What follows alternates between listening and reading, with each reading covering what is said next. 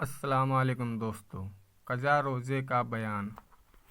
حیض کی وجہ سے یا اور کسی وجہ سے جو روزے جاتے رہے ہو، رمضان کے بعد جہاں تک جلدی ہو سکے ان کی قضا رکھ لے۔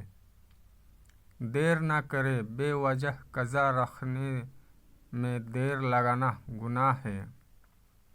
روزے کی قضا میں دن تاریخ مقرر کر کے قضا کی نیت کرنا کہ فلانی تاریخ کی روزے کی قضا رکھتی ہوں۔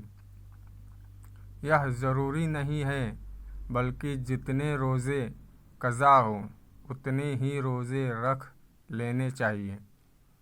ہاں، اگر 2 رمضان کے کچھ روزے قضا ہو گئے، اس لیے دونوں سال کے روزوں کو قضا ہے، تو سال کا مقرر کرنا ضروری ہے۔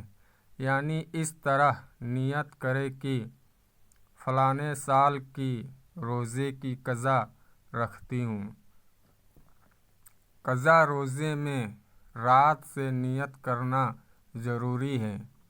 اگر صبح ہو جانے کے بعد نیت کی تو قضا صحیح نہیں ہوگی، بلکہ وہ روزہ نفل ہو گیا۔ قضا کے بعد روزہ پھر سے رکھیں۔ کفارے کے روزے کا بھی یہی حکم ہے کہ رات سے نیت کرنا چاہیے۔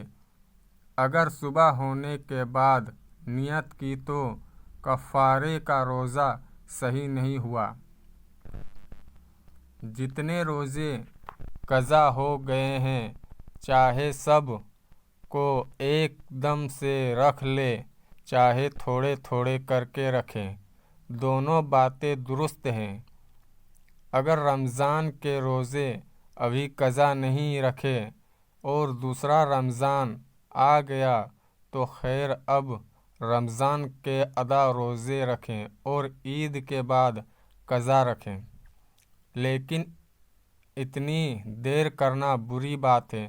رمضان کے مہینے میں دن کو بے ہوش ہو گئی اور ایک دن سے زیادہ بے ہوش رہی تو صرف 2 دن کے روزے قضا رکھیں۔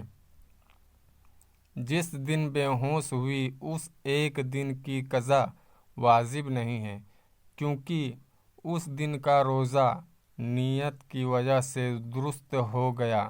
ہاں، اگر اس دن روزے سے نہ تھی یا اس دن حلق میں کوئی دوا چلی گئی اور وہ حلق سے اتر گئی تو اس دن کی قضا بھی واجب ہے۔ اور اگر رات کو بے ہوش ہوئی ہو تب بھی جس رات کو بے ہوش ہوئی اس ایک دن کی قضا واجب نہیں ہے، باقی اور جتنے دن بے ہوش رہی سب کی قضا واجب ہے۔